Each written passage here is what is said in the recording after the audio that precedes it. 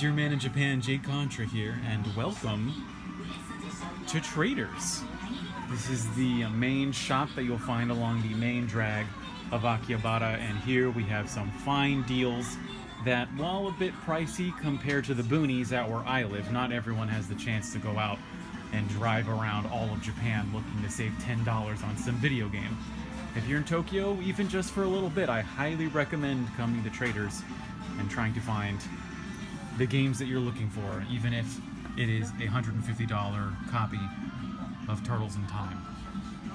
You can also pick up the great Terranigma complete in box for $40, even though the manual in the box, well, a couple scratches on them. But who cares about that? So we're going to go to, as I promised, we're going to talk about Dreamcast games, Dreamcast shooters in particular, and now you'll be able to compare these prices with Super Potato. Because here we've got Zero Gunner 2. This is normally about a $200, well, about $150 game. It's going about $130. Of course, you must include the tax as well. So I guess, yeah, you include the exchange rate, it goes down to about 120. Add on the tax, it becomes 130. Then we've got Trizeal. I'm not actually that familiar with Trizeal. Interesting. Okay, that looks like a very cool shooter. Then we've got Trigger Hearts Exe going for about $50. Karasu going for $90. We've got Under Defeat at $75. And if you wanted a broadband adapter for your Dreamcast, you can get that for, wow, $120? Like at this point, it's more of a collector's item, I would say.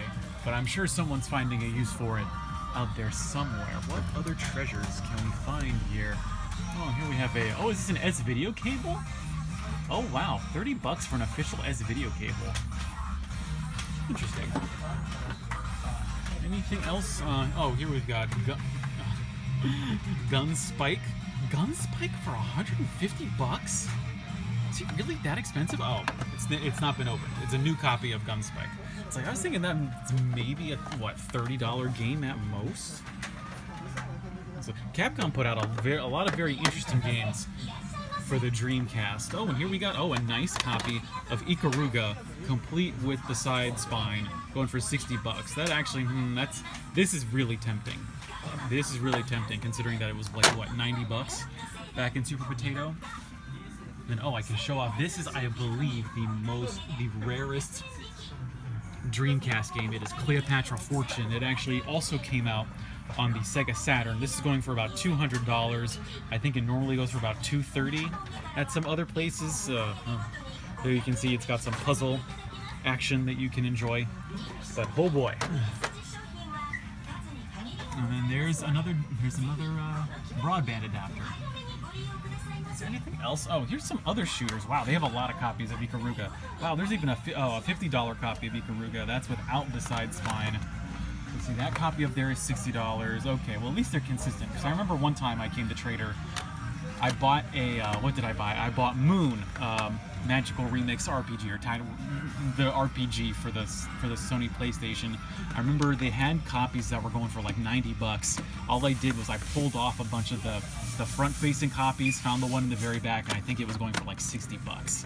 So sometimes you can save money that way because the price of the games are so volatile. They increase so rapidly that they'll price the new stock that comes in higher than the stock that they already have in the shop. So if you just take your time, look through all the copies, you can even just, find a deal within the same store.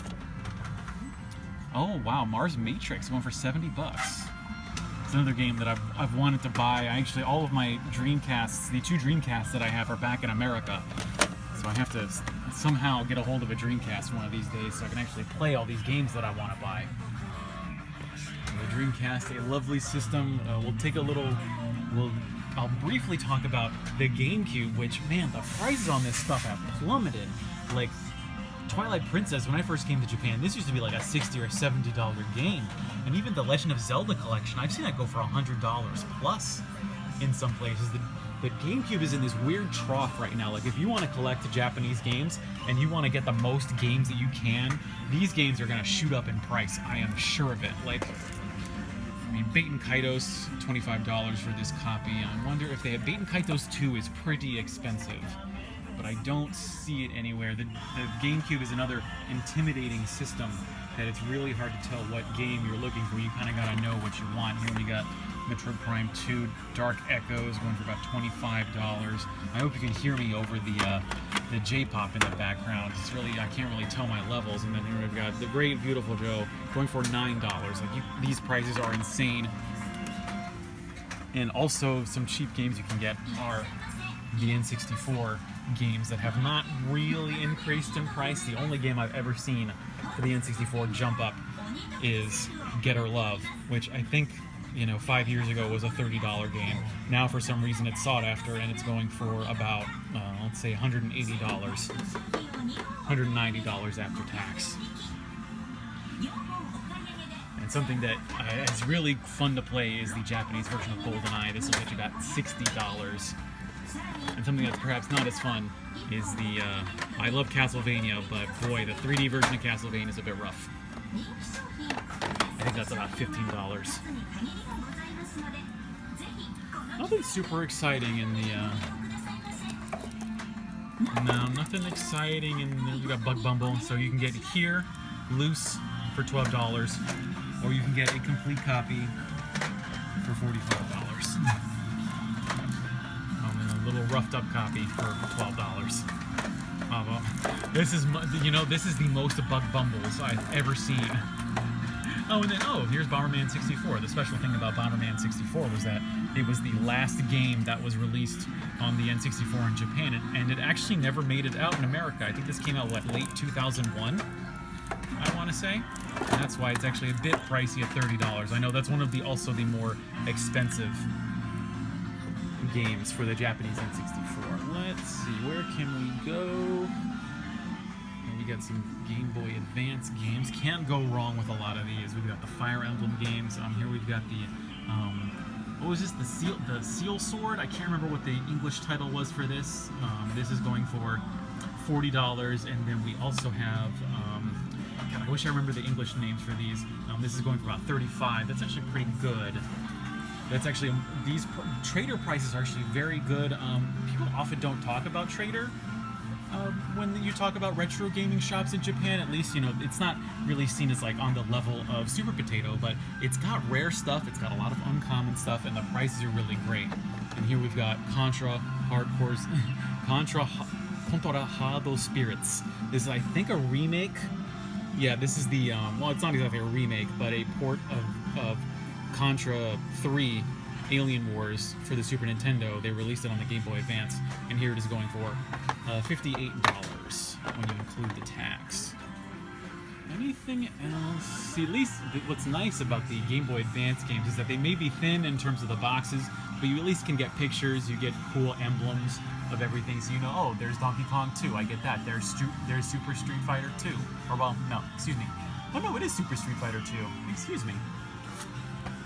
I'm not that familiar with the Game Boy Advance library, so excuse me, although I do love Zero Mission. That'll set you back $40. And of course, man, all the Game Boy stuff, this, maybe it shouldn't have surprised me, but to see Game Boy Pocket's complete in box going for $60, I never thought I would see the day. And then, wow, here you get the Pro Action Replay. If you want to catch them Pokemons, get the Unlimited Master Balls. It'll set you back $40 for the Game Boy version. Let's see, I don't want to get in people's way, so let's see. Good.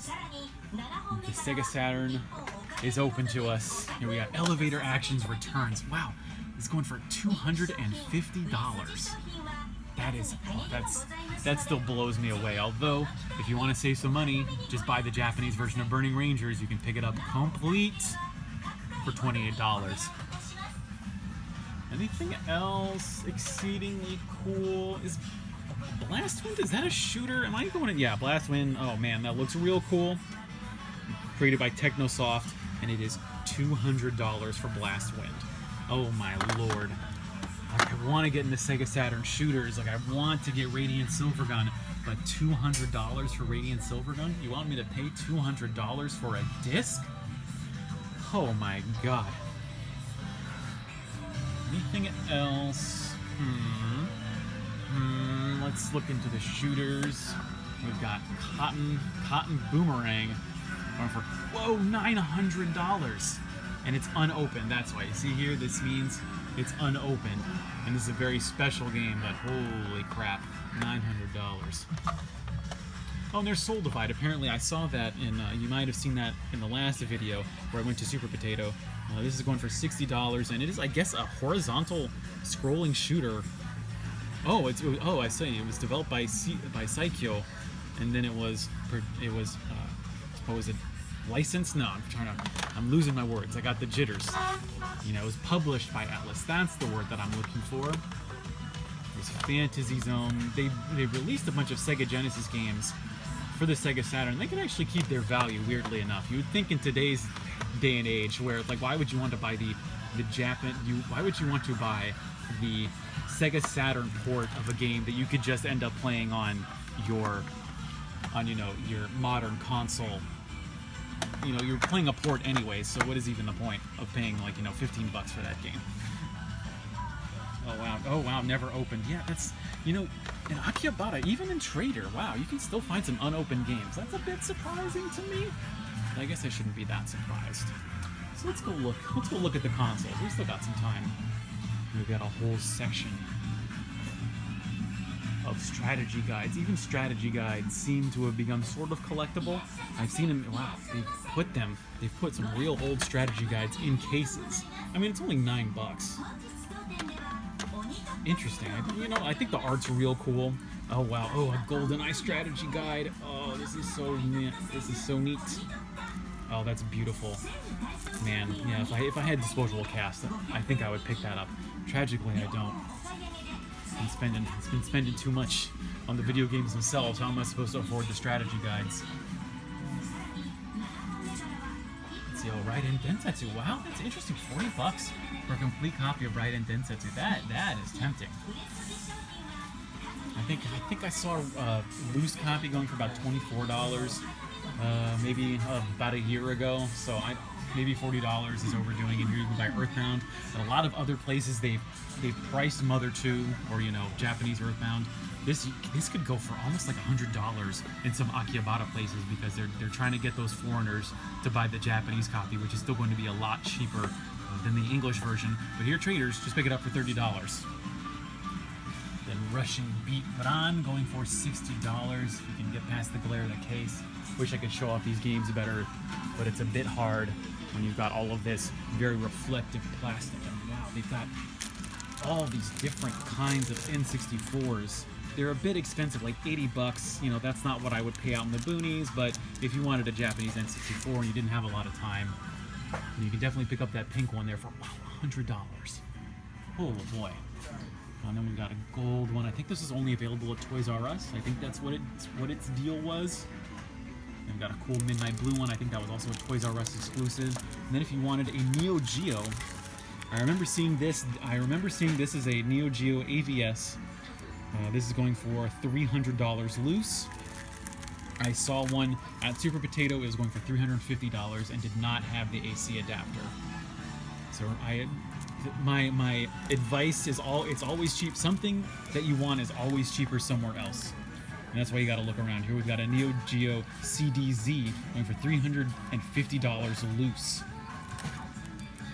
This was the faster variant of the Neo Geo CD, and that's the one I recommend you play on if you can afford $350 for a CDZ. And here we go to the Duo R. This is the much more reliable version of the Neo Geo CD. This is going for $250, well, $270 after tax. If you want to get a Turbo Duo, I mean, you're taking a risk, but a Duo R is going to be dependable, except for its controller port. You might have to resolder that, because sometimes it goes cold and it can be hard to get the controller to work. But then here's the Duo RX, which is a monster, almost going for $400. Oh my god, loose. So let's see, so this Duo R is going for $250. You've got a Duo R in the box down here. That's going for $300. Let's see, oh, but it doesn't have the manual. And it's got a bit of damage to it. Let's see if we can get another one. This one seems to have the manual, and it's going for about $330, complete in box. And if we look at the very last one, oh, okay, I only have one hand with which to manipulate things, so I'm just going to leave it. And here we go. We've got a Neo Geo CD. Wow, that's actually pretty good. We've got $150 for a complete boxed Neo Geo top loader. This was the slower version of the Neo Geo CD, and that's actually pretty good. I've seen it go even outside of Tokyo. I've seen these balloon in price. They used to be like $80, but then they just, for some reason, they became collectible, and they've become $200 items.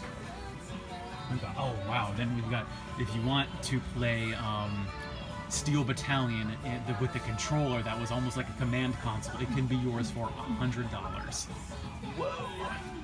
Now we've got original PlayStations, which have, like, these used to be, like, you couldn't give these away.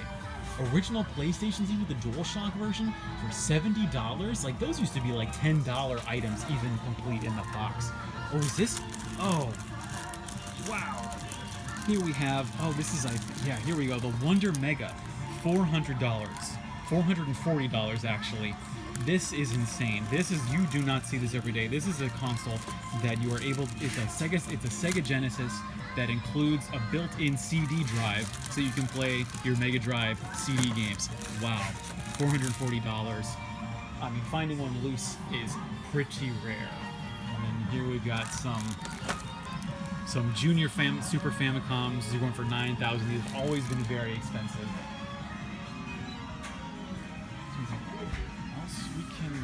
Oh, and then this is, so you'll see this PlayStation here, and you're like, wow, why is this PlayStation $170?